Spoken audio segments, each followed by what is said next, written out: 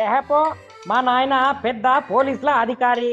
నేను ఏం చేసినా నడుతుంది, నేను ఎట్లా తిరిగినా నడుతుంది. ఇక నేను కారును స్పీడ్గా తోలినా నడుతుంది, ఎవరినన్నా గుద్దినా కూడా నడుతుంది.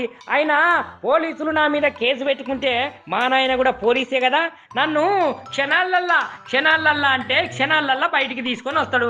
నన్నెవరుగా చేసేది, నన్ను ఎవరన్నా టచ్ చేయగలుగుతారా అని ఒక యువకుడైతే తండ్రి అధికారాన్ని అడ్డం పెట్టుకొని మరి నాకేం కాదని, తనని ఎవరు అడ్డుకోలేరని భావించి కారు బ్యానట్ మీద కూర్చొని ప్రయాణం చేసుకుంటా హల్చల్ చేసిండుల్లా.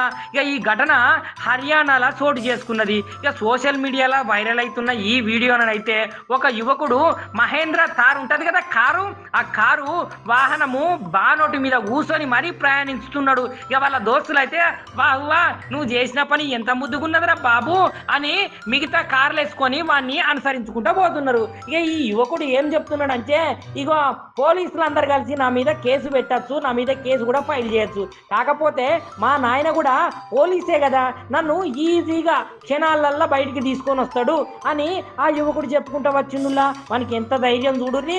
ఈ వీడియోపై అయితే నెటిజన్లు తీవ్రంగా స్పందించుకుంటా, నిజంగా హర్యానాలో ఏం జరుగుతున్నది, కుమారుడు ఇట్లాంటి ప్రమాదకరమైన పిచ్చి పనులు చేసుకుంటా పోతుంటే తండ్రి ఏం చేస్తాడు, తండ్రి రక్షిస్తారా లేకపోతే ఆయనను శిక్షిస్తారా అని కొంతమంది అంటున్నారు. ఇక ఒక యూజర్ అయితే నిజంగానే మస్తుగానం ఆగ్రహం వ్యక్తం చేస్తున్నాడు.